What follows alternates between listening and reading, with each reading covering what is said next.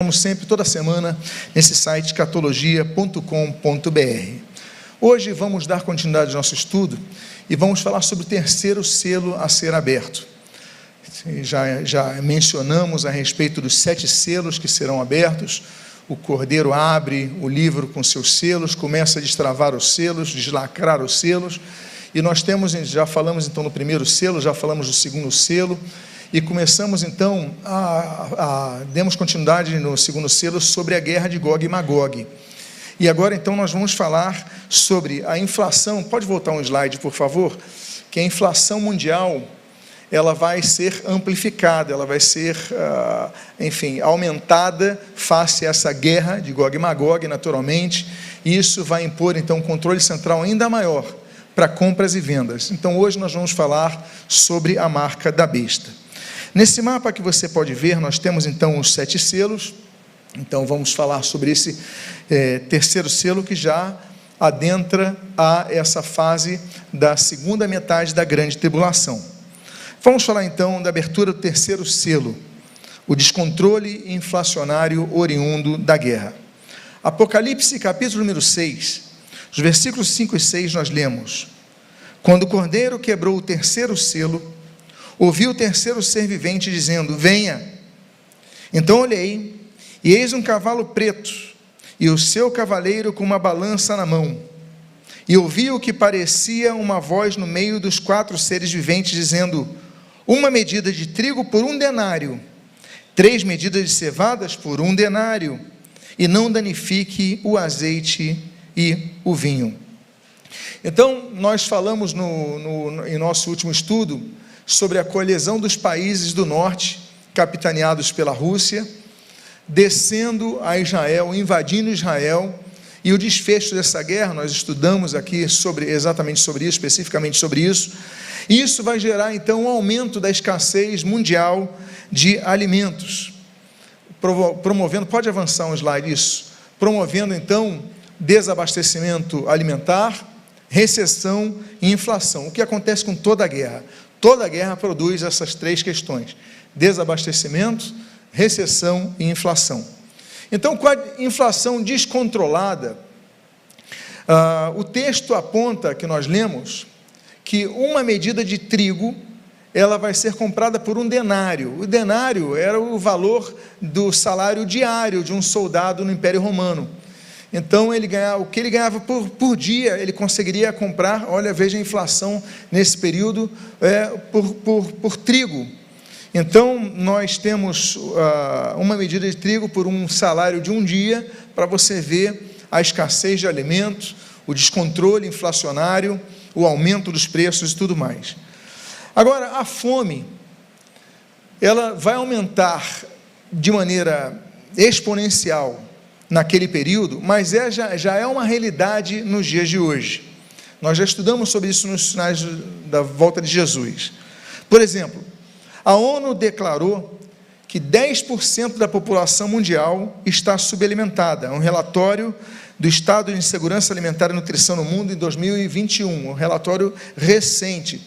10% do planeta já vive numa situação de fome. A Unicef apontou que 10 milhões de crianças estão desnutridas, e é um relatório de 2022. 12 mil pessoas, um relatório do Comitê de Oxford para aliviar a fome, ele relatou que 12 mil pessoas morrem de fome por dia. Nós não temos noção do que seja isso.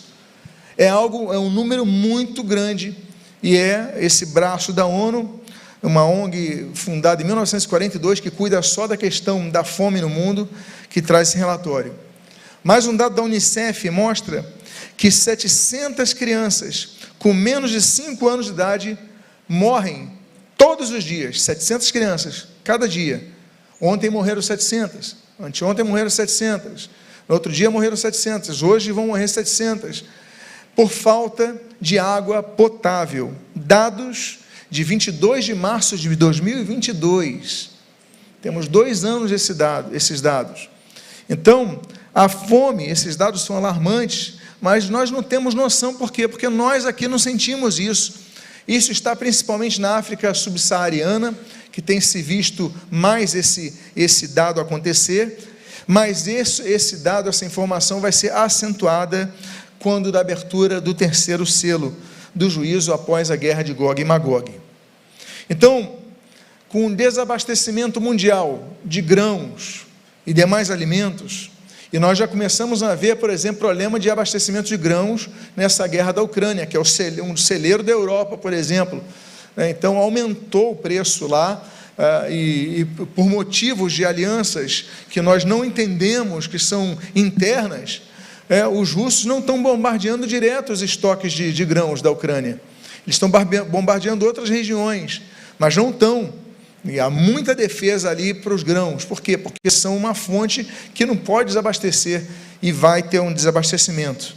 Então, vai ser necessário uma medida de um controle maior, mais intenso no mercado para segurar esse problema de inflação e de abastecimento. Nós, brasileiros, conhecemos muito bem as intervenções do governo para desacelerar inflações.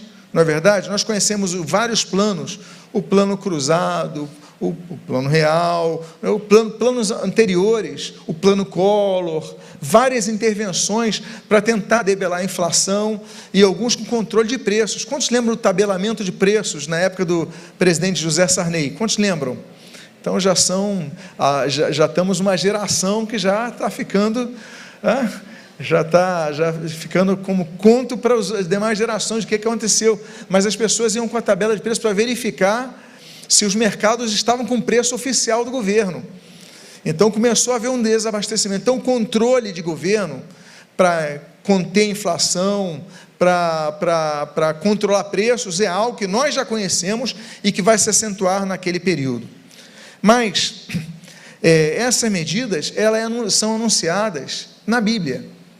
Apocalipse capítulo 13, os versículos 16 a 17, eles dizem o seguinte: a todos, os pequenos e os grandes, os ricos e os pobres, os livres e os escravos, faz com que lhes seja dada certa marca sobre a mão direita ou sobre a fronte, para que ninguém possa comprar ou vender, senão aquele que tem a marca, o nome da besta ou o número do seu nome. Então eu vou reler essa última parte, que diz que faz com que lhe seja dada certa marca sobre a mão direita ou sobre a fronte, para que ninguém possa comprar ou vender, senão aquele que tem a marca, o nome da besta ou o número do seu nome. Vamos falar então sobre o número 666, o 666, o número da besta. Apocalipse capítulo 13, no versículo 18, registra: aqui está a sabedoria. Aquele que tem entendimento, calcule o número da besta, pois é número de ser humano, e esse número é 666. A primeira coisa que nós devemos ressaltar é que esse número, o texto bíblico diz que se trata do número do ser humano, em sua forma tríplice. Por quê? Porque o homem foi criado no sexto dia, na sexta era da criação, no sexto período de criação, o homem foi criado, a humanidade foi criada. Então, o número 6 representa o número do homem, assim como o número 7 representa o número de Deus. Então, é um número tríplice. E aí, então, nós voltamos ao texto do versículo 18, que diz: aqui está a sabedoria. Aquele que tem entendimento, calcule o número da besta, pois é número de ser humano. Então, esse número, ele aponta a uma pessoa. O anticristo não é uma organização, o anticristo não é um governo apenas, é uma pessoa especificamente, como nós temos estudado de maneira específica ao longo desses domingos. Em segundo lugar, nós devemos considerar que, ainda que aponte a um ser humano, ele tem um título. Ele é um governante, ele tem um título, ele pode ser primeiro-ministro, pode ser secretário-geral, pode ser, enfim, é um governante. Agora, esse número que aponta a identidade do anticristo pode apontar ao seu título. Você lembra que nós falamos de Gog e os títulos desses príncipes, desses reis? Por exemplo, nós muitas vezes falamos assim: porque o César fez isso, mas César não é nome, é um título que se aplica a nome. César, Kaiser, Quésar, são tudo czar, tudo mesma origem, é o governante, é o cabeça.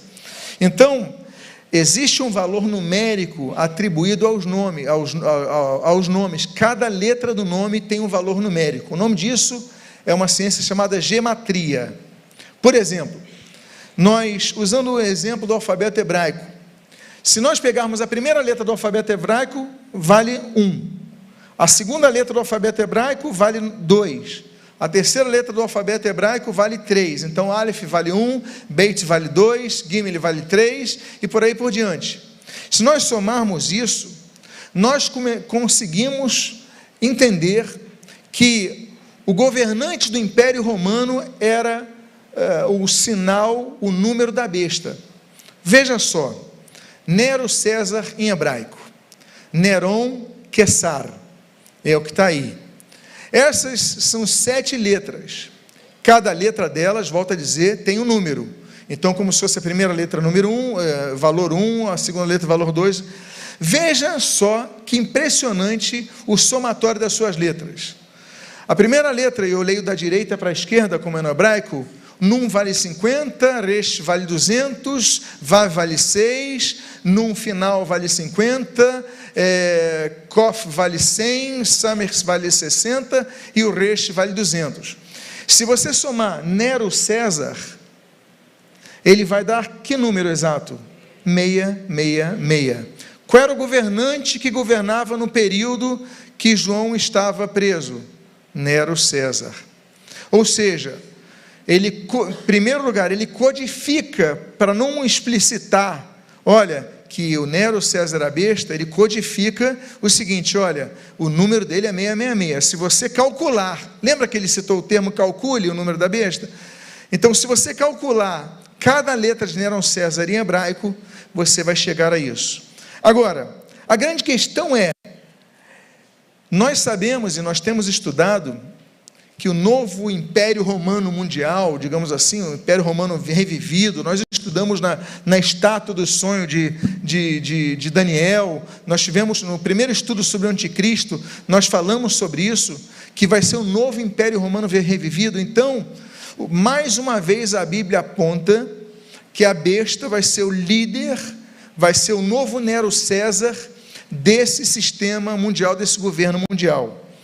Em segundo lugar, aliás, nós devemos então entender que, de todo modo, nós devemos ficar despreocupados hoje em relação a quem será o anticristo. Em primeiro lugar, a identidade dele só será revelada depois do arrebatamento da igreja, e nós vamos ser arrebatados, espero eu que todos nós aqui presentes.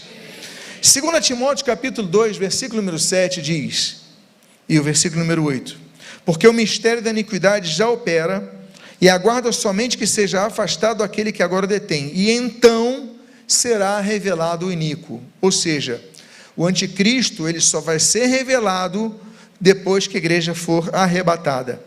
Então, somente quem vai calcular esse número atribuído ao anticristo? Primeiro, nós já conseguimos calcular que vai ser o líder desse novo Império Romano revivido. Segundo lugar, que a identidade precisa dele só vai ser calculada pelos que não subirem no arrebatamento. E aí vão entender que se associa ao governante mundial que vai regir.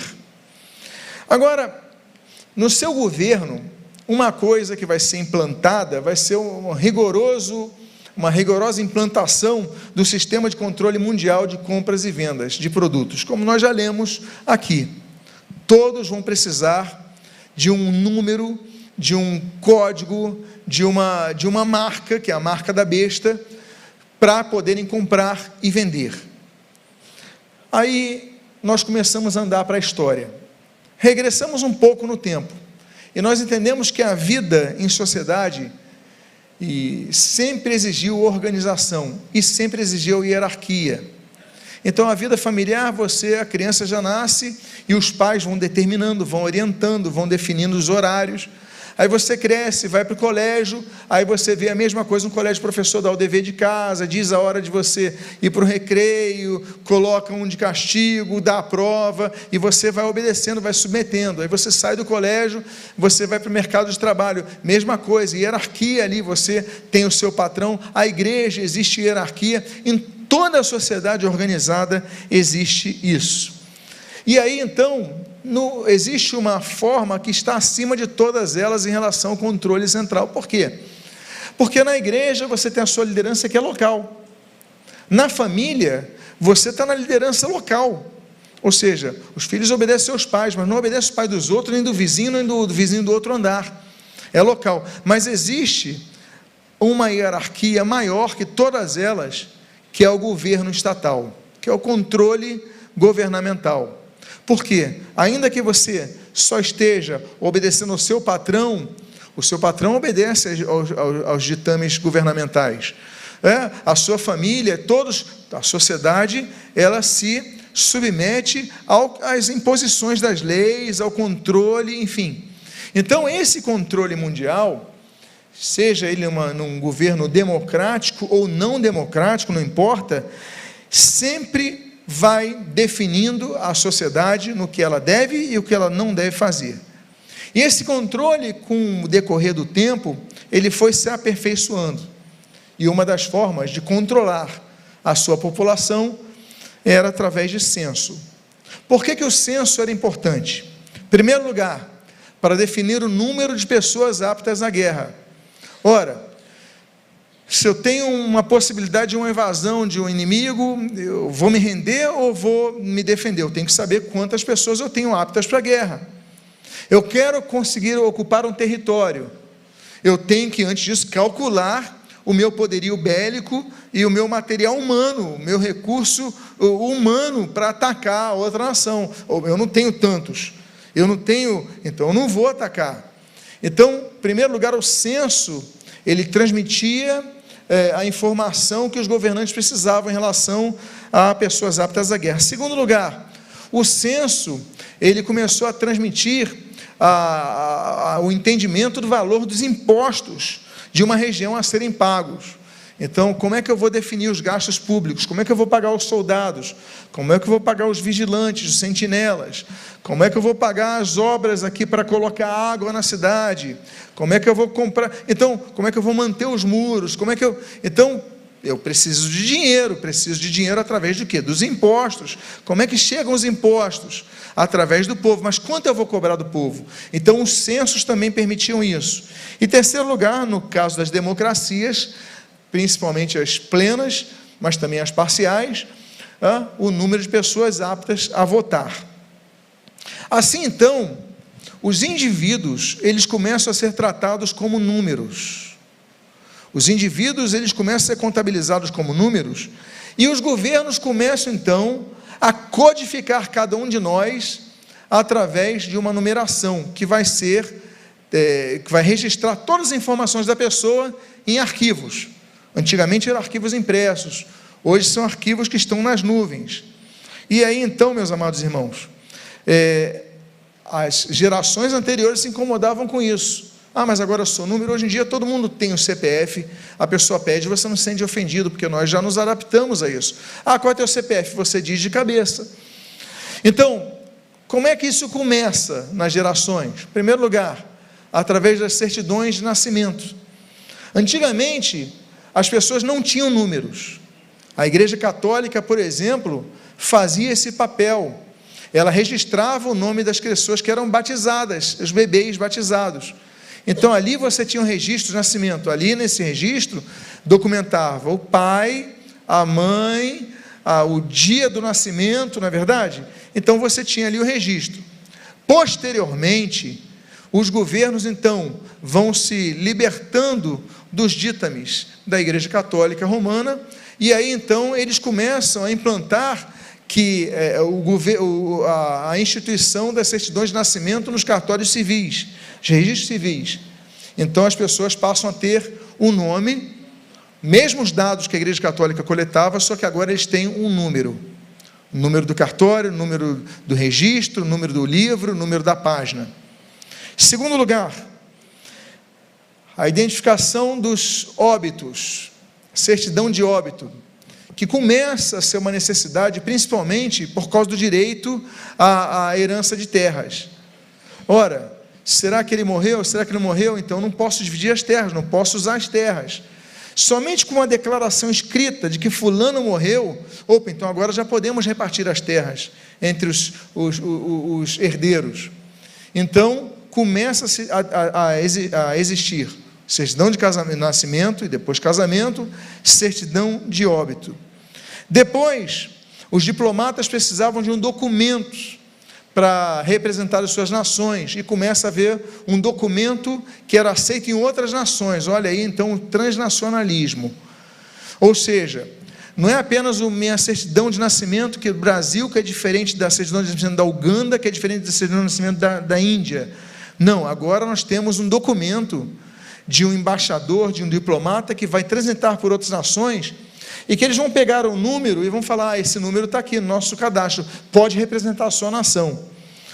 Depois nós temos o documento de identidade, que aí todo mundo passa a ter esse documento de identidade. Depois vamos ter os passaportes, que inicialmente não tinham número, os primeiros não tinham número, mas depois nós temos os passaportes, e os passaportes começam a ser numerados por causa daquilo que eu falei, os diplomatas. É a mesma ideia. E aí então começa-se um processo, 1858, da papiloscopia.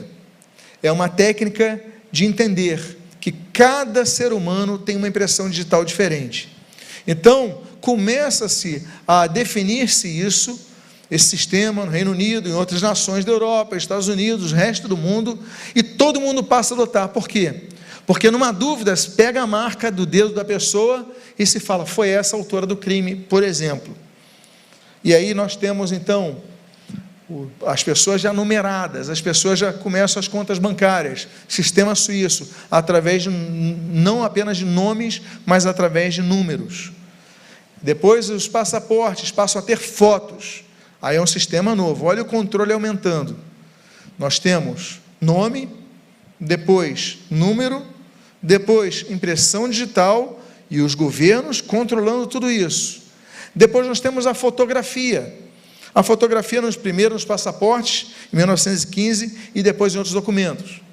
Depois disso, mas tem um cartório, usa um nome, uma freguesia, usa outro número para a certidão de nascimento, o São Paulo emite um número na identidade, Rio de Janeiro emite outro número na identidade, cada um emite um número, então vamos padronizar. E aí, então, em 1965, olha como estamos recentes já na história, se implanta o CPF. Ou seja, no Brasil, todos os brasileiros, independentemente do estado onde tenham nascido, eles vão receber um número. E aí, avança-se ainda mais, e tudo isso entra num banco de dados.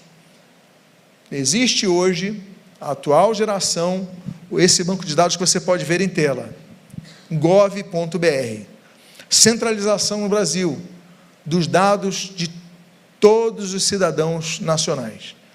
Se você quer qualquer coisa, isso se amplificou na pandemia. Vocês lembram que você tinha o certificado de vacinação? Agora não é mais no papelzinho. O pessoal até te entrega um papelzinho para o seu controle pessoal, mas está cadastrado lá no gov.br. Você precisa de viajar, vai à emissão de passaporte, começa pelo gov.br. Você, qualquer coisa, vai pelo gov.br. Meus livros, por exemplo, antigamente eu registrava direto com o escritório de direitos autorais. Agora, os meus 2 últimos livros, os primeiros de escatologia, os primeiros 5, eles foram no EDA. Esses 2 últimos foram registrados pelo gov.br, porque está centralizando tudo lá. Então, isso já é uma realidade. O controle de um governo central,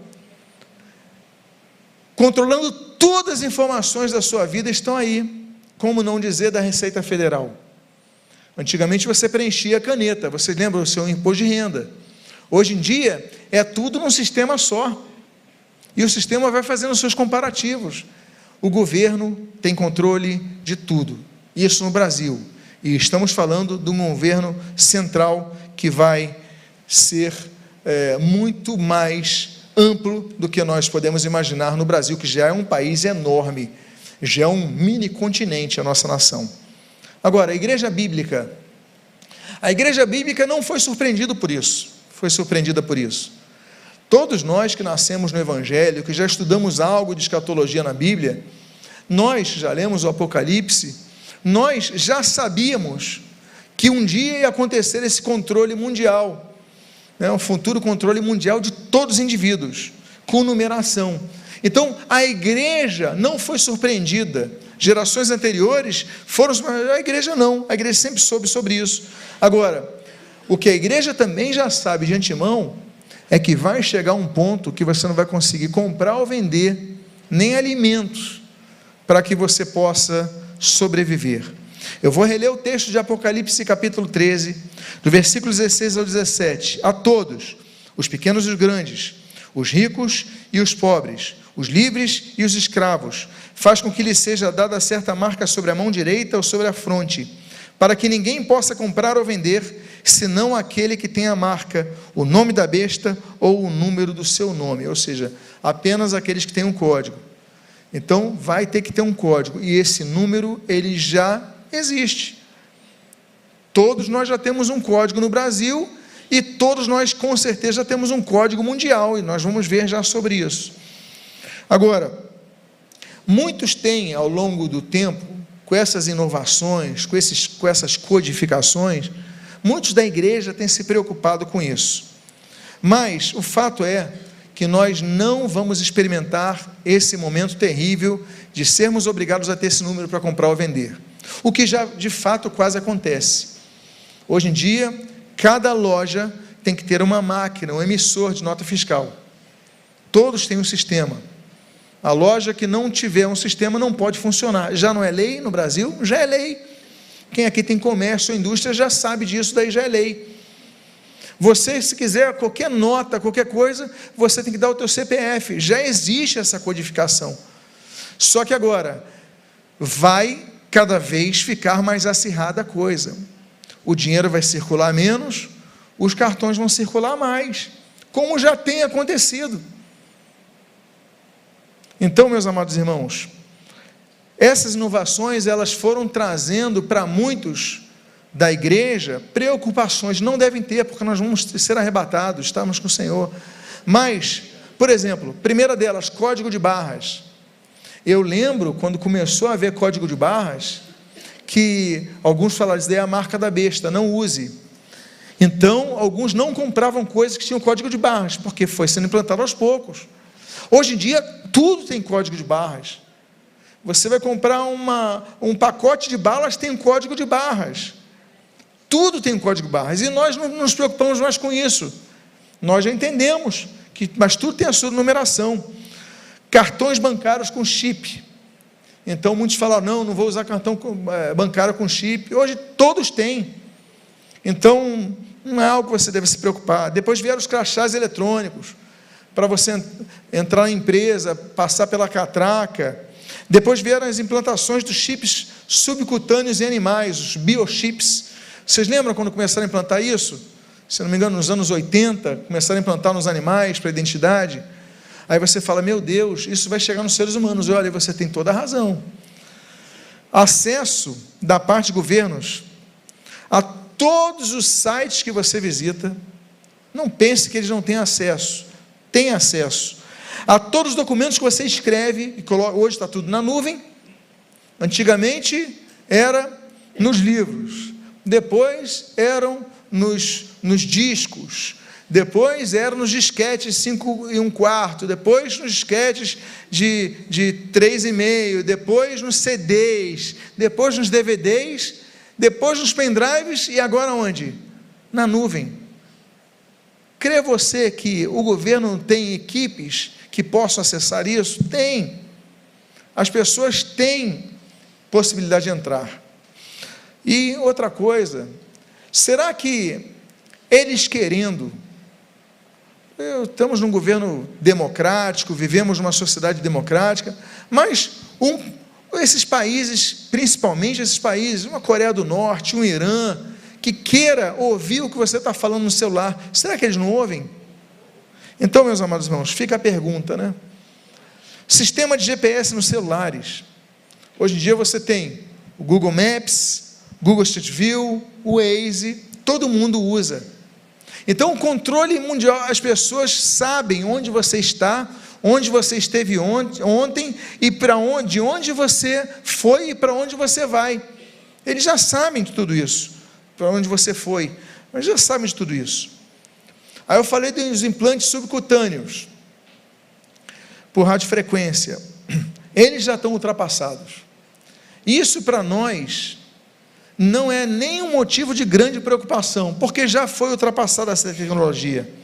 A primeira experiência, para você ter noção, foi em 1998. Um britânico, Kevin Warwick, ele queria facilitar a sua vida, acenando luzes, abrindo portas automáticas. Então ele implantou um chip dele. Depois ele retirou o chip e está no museu lá de ciências de Londres. Agora, em 2015, uma pessoa, ele falou, vou implantar um chip para fazer pagamentos. E ele fez um chip, um implante de um chip na sua mão direita. Vamos ver um vídeo, por favor, que mostra, de 1 minuto e meio, a implantação de pagamento de maneira subcutânea na mão. About to do the world's first Bitcoin transfer from human to wallet. Alright, so here we have a spanking brand new Genuino board. And Isso tem 9 anos. NFC module connected to this computer, to the stereo. Hand with a chip as well. É o primeiro experimento de pagamento através do chip implantado na mão. 993 bitcoins. That will be withdrawn from this account to another account. So let's go. We transfer €1. Vou colocar €1. Only chip implant next to the reader. Yeah. Ó, vai ler a mão dele, a mão direita. Yeah. Ó, obrigado. Pagamento completado. O pagamento foi feito. Ele só aproximou do chip na sua mão e foi lá debitado. E aí nós já tivemos essa experiência. Agora essa experiência já tem 9 anos. Já se passaram 9 anos. Aí você fala, bom, mas daí então o chip implantado na mão direita desse homem, que ele colocou ali. Tá bom.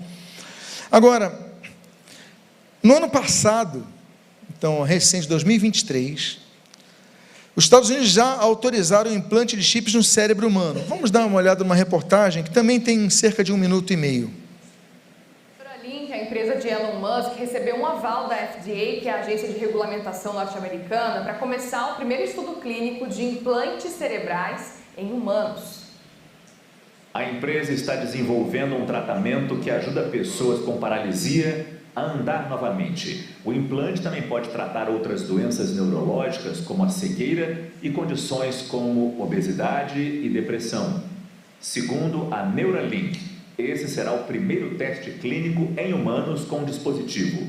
Desde 2019, a empresa de Musk tentou outras 4 vezes iniciar os testes. Em 2022, entrou com um pedido de autorização para ensaios clínicos junto à FDA, mas a solicitação foi rejeitada.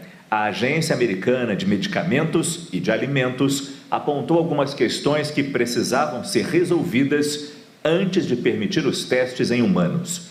Após a boa notícia, a Neuralink publicou numa rede social que o aval da FDA representa um passo importante que um dia permitirá que a tecnologia ajude muitas pessoas.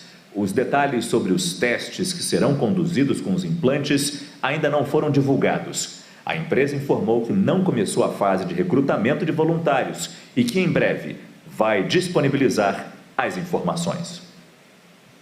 Então nós temos já o implante no cérebro. Agora, isso hoje o objetivo que nós vemos nessa reportagem são de descargas elétricas para ajudar em questões de movimento, questões neurológicas que impedem até a pessoa ver. Mas isso é algo que já está chegando com objetivos, mas não aquele objetivo de compra e venda.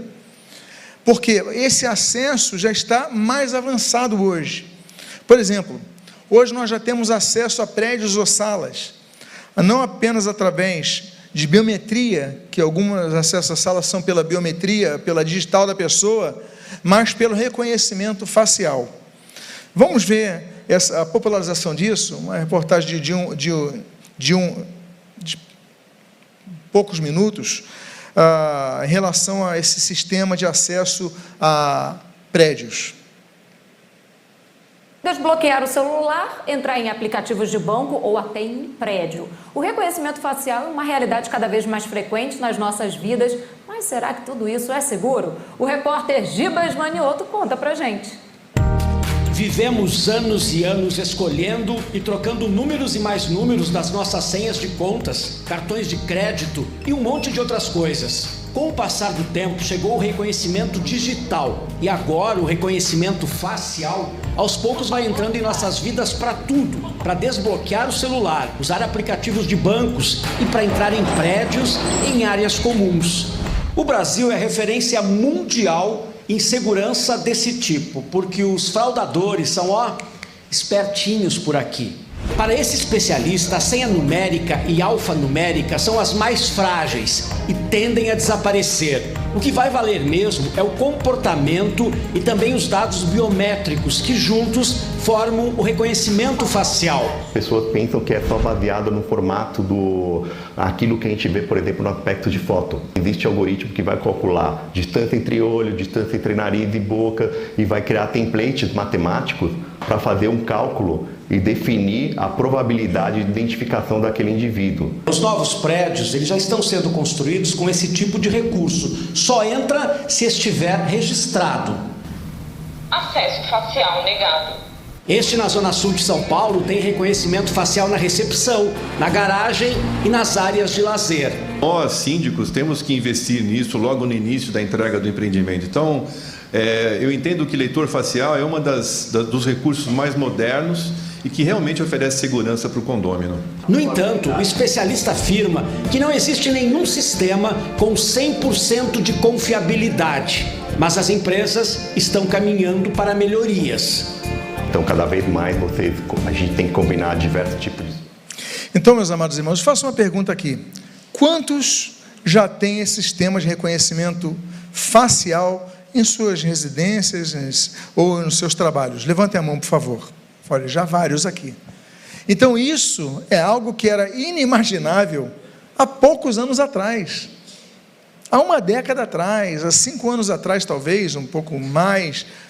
Isso era algo que não era compreensível. Hoje em dia já é algo que, como vocês levantaram as mãos, já é visível.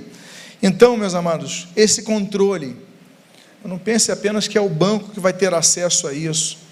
Daqui a pouco tudo vai ter acesso a isso. Você vai chegar, o gov.br vai colocar a sua face e pronto, e a tua fronte vai ser lida. O controle mundial, mão direita, que é o que você, considerando a maioria das pessoas serem destras, é o que você assina, é o que você escreve, é o que você também digitava, e isso daí vai cada vez menos, e a fronte já estava registrado na Bíblia. A China, a partir de 2019, ela tem uma lei que está em vigor, que todo mundo que compra um celular na China, ele tem que fazer o cadastro da sua imagem. Assim como nós, quando agora queremos abrir uma conta de banco online, temos que cadastrar, na China, qualquer celular, controle do governo. Aí você fala, mas eu não vou precisar disso para ver o meu jogo de futebol no estádio. É mesmo? Será? Vamos colocar um vídeo agora que mostra a realidade do reconhecimento facial, um vídeo de 1 minuto, aliás, de alguns minutos, mas eu corto um pouquinho antes, em relação a isso. Boa noite. O reconhecimento facial, que já desbloqueia os aparelhos celulares, também tem ajudado a Polícia de São Paulo a prender criminosos. Pelo menos 28 suspeitos foram detidos após serem identificados quando iam assistir a jogos de futebol. O sistema de biometria começou a ser usado na Arena do Palmeiras no começo deste ano. O objetivo era diminuir ou eliminar uma prática que é muito comum em jogos de futebol, a venda de ingressos por cambistas. Nós temos certeza que a pessoa que comprou o ingresso é aquela que estará aqui. Aos poucos, a tecnologia substituiu os ingressos físicos de papel. Basta chegar na roleta, esperar o reconhecimento e entrar. A câmera foi programada para pessoas com 1,70 m. Quem é mais alto tem que se abaixar um pouco e as crianças devem ser carregadas.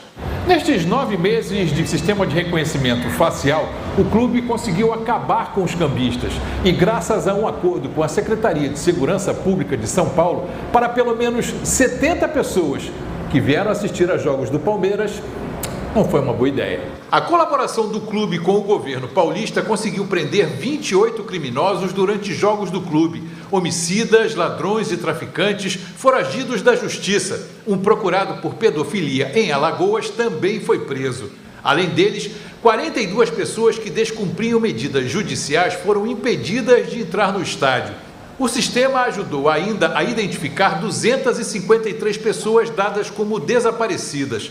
A biometria e o sistema de câmeras da arena também foram fundamentais para identificar o torcedor do Flamengo suspeito de arremessar a garrafa que se partiu e matou a palmeirense Gabriela Anelli, de 23 anos, em julho deste ano. Até agora, 450 mil faces foram cadastradas pelo sistema. Vocês viram, notaram essa situação? Então, a iniciativa privada, ela colabora com o governo. Foi falado nessa reportagem. Então, para ver um jogo de futebol, você já vai ter isso, já está na Arena do Palmeiras, já está previsto para o novo São Januário e já vai ser implantado no Maracanã. Estou falando em realidades aqui locais do Rio de Janeiro. Então, já é um fato que toda a população mundial vai ter a sua codificação vista daquilo que está na sua fronte, como diz a Bíblia. E aí, então, esse sistema de controle vai ser necessário para pessoas conseguirem crédito para comprar ou vender, como diz a Bíblia. Você lembra que eu falei da China? Na China, o reconhecimento facial, ele vai permitir que as pessoas tenham crédito, até para matricular seus filhos no colégio. Vamos ver essa reportagem. E passa pela câmera de reconhecimento facial. Não tem nenhum funcionário. Somos observados por muitas câmeras, mas elas não estão preocupadas com furto. Tem software de inteligência artificial que estuda o comportamento do cliente.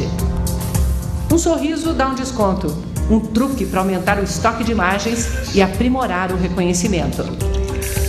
Agora vem a parte mais fácil da compra. É só sair da loja, porque quando a gente passa por esses sensores aqui, eles identificam os produtos que a gente está carregando. Aí a gente olha para a câmera, ela vê quem fez a compra e o valor total já é descontado direto da sua conta bancária. Reconhecimento facial está em toda parte na China. São 200 milhões de câmeras em todo o país. Impossível embarcar em um trem ou avião sem ser observado, ou andar na rua. Nos lugares sensíveis, elas se multiplicam. Checam também as placas de carro, comportamento dos veículos, confrontando o conceito de que, ao enriquecer, a China ficaria mais democrática e aberta. A verdade é que o desenvolvimento econômico e as novas tecnologias estão ajudando o Partido Comunista a se perpetuar no poder. A China hoje está se tornando um grande estado de vigilância, um Big Brother com 1 bilhão e 400 milhões de participantes. E um governo que vê tudo e sabe tudo é um governo que controla tudo. Sem leis de proteção à privacidade, o governo dá às empresas acesso ao banco de dados com informações de toda a população. Big Data é o segredo da liderança chinesa nessa área. E ficou evidente há poucos meses quando um homem procurado pela polícia foi reconhecido num show em meio a 60 mil pessoas. A imagem dele foi checada em um banco de dados em menos de 0,0001 segundo. Por isso ele foi encontrado tão facilmente. James Wong coordena uma equipe de 6 mil engenheiros que pesquisam inovações na maior empresa de câmeras de vigilância da China. Eles fazem uma demonstração do produto. Todo mundo está ficando verdinho é porque foi reconhecido pelo sistema, porque eles estão no banco de dados, mas eu não estou, então eu continuo com esse quadrado vermelho no rosto. Mesmo assim, a câmera está identificando algumas coisas a meu respeito. Vamos ver o que é. Sabe que sou mulher e depois de alguns minutos, acerta também a minha idade e altura. Então, meus amados, essa reportagem tem 5 anos. Isso não é só na China. Não pense você que é só na China. Isso daí já está se implantando em todos os locais. Então, nós temos que ter muito entendimento em relação a isso. A Bíblia vai se cumprindo. E sistema de pagamentos, não apenas pela mão direita, volto a dizer, você colocando a tua senha com a tua mão direita, você assinando, naturalmente volto a falar da maioria da população destra, mão direita aponta isso também, mas o reconhecimento facial, a Bíblia fala da fronte, ela já está em vigor no Brasil. Vamos a outra reportagem, essa de 1 minuto apenas, mostrando essa realidade que já vivenciamos diariamente. O rosto também é possível em uma série de supermercados presentes no Rio de Janeiro, não precisa São Paulo, nem de cartão de crédito, Minas Gerais, é só o rosto. E tem parceria com uma startup que desenvolve essa tecnologia. A identificação facial é feita antes mesmo de passar os produtos no caixa. O cliente é identificado e tem acesso a uma série de descontos diferenciados de acordo com o seu perfil de consumo. Depois, basta ele confirmar que o pagamento será feito pelo aplicativo da startup para ter o valor descontado diretamente do seu cartão de crédito. A expectativa é que até mesmo maquininhas de cartão possam ser usadas em um futuro breve para pagamento com rosto. Enquanto isso, especialistas dizem que trabalham duro para adicionar múltiplas camadas de proteção à novidade e assim evitar fraudes. Então, como eu falei para vocês, muitos já nem andam com cartão de crédito na carteira, andam com celular. Quantos aqui nem precisam andar de cartão de crédito, só pagam com celular? Então, vários aqui. Então, agora, depois de um tempo, nem com celular você vai precisar.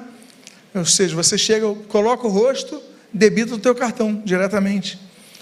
Os passaportes, que são uma das coisas mais rigorosas que tem em relação a controle mundial, você não consegue entrar num país sem um passaporte, nem sair do país sem um passaporte. Agora, esse controle, meus amados irmãos, no aeroporto de Singapura, coloca a imagem, por favor, a tela, o melhor aeroporto do mundo vai trocar passaporte no embarque por dados biométricos a partir de 2024. Nesse ano, ou seja, o aeroporto de Singapura, as pessoas vão chegar no aeroporto, colocar os seus rostos e automaticamente os dados já estão na tela.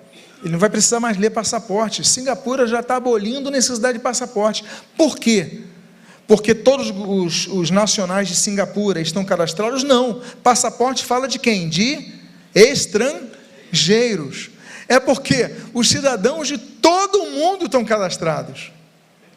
Então, se você emitir um passaporte aqui, você vai chegar em Singapura, só vão ler o teu rosto. E isso, qual é a previsão? Que ano que está ali? 2024, esse ano. Reportagem do estado de São Paulo.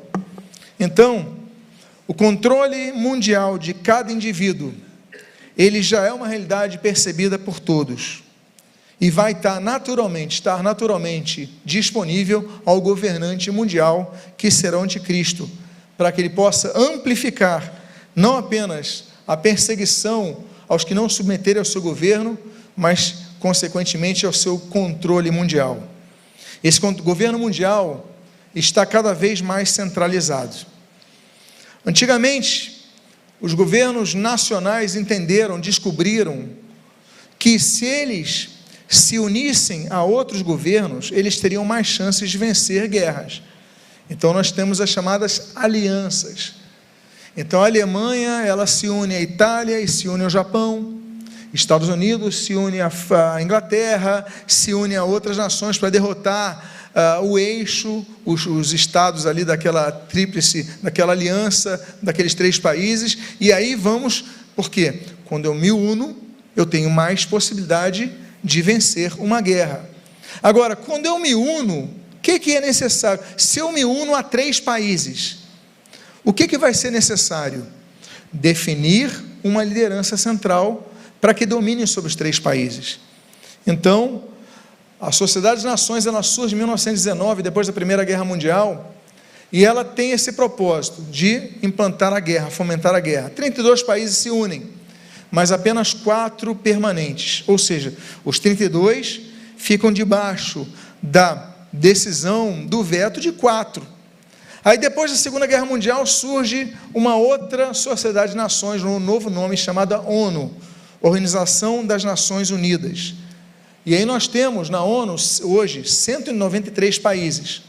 Mas de fato, sejamos muito precisos nisso, quem governa são 5 países: Estados Unidos, Reino Unido, França, Rússia e China. Por quê? Porque são os 5 que têm poder de veto. Agora, esses 5, eles têm que chegar a um acordo entre eles para que possa ser tomada uma decisão. Então, tudo isso vai mostrando que um governo de todas as nações do mundo é muito claro que vai ficar sobre uma cabeça, uma definição. Um líder vai definir ali, pronto, e vamos chegar a um consenso aqui. Bom, mas a decisão é minha, a decisão é dos 5 da ONU, enfim. Então, ainda que haja uma figura chamada secretário-geral da ONU, mas o poder verdadeiro não está com ele, mas naquelas 5 nações. Lembrando que esse governo da ONU, ele é visto através de vários organismos que influenciam as nações também. Então, o Fundo Monetário Internacional, ele vai ajudar nações que precisam de dinheiro, de recursos.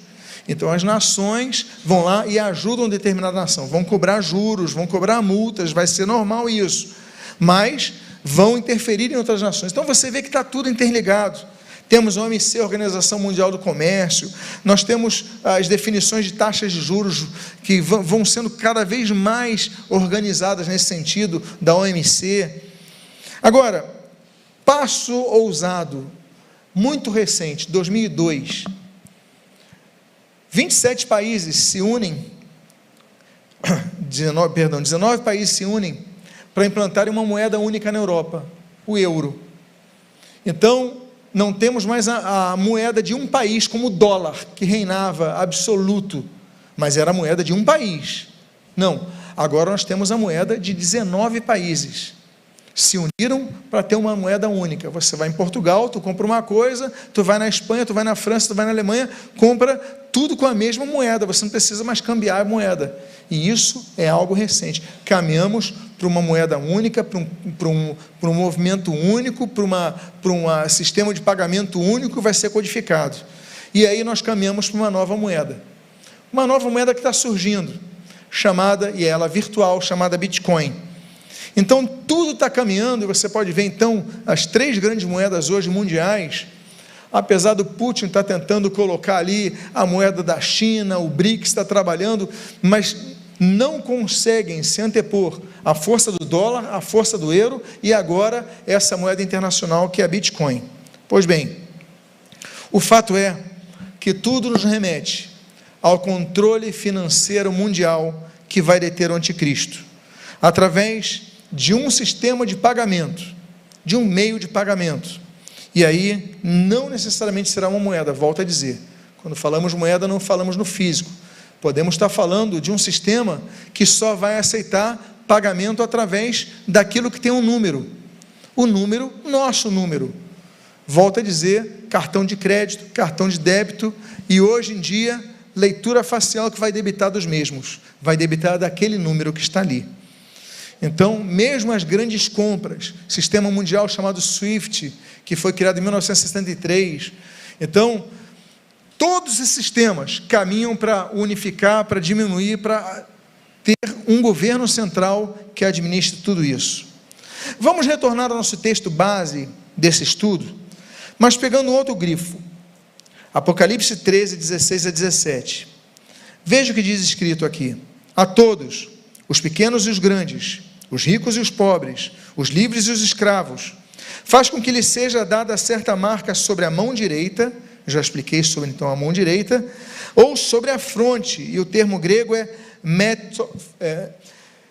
metopon, metes à frente de ópsis, olhos. Então, aquilo que está à frente dos olhos, a fronte, a face, para que ninguém possa comprar ou vender, senão aquele que tem a marca, o nome da besta ou o número do seu nome.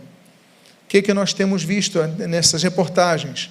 Que tudo caminha para que o sistema de controle seja o controle facial.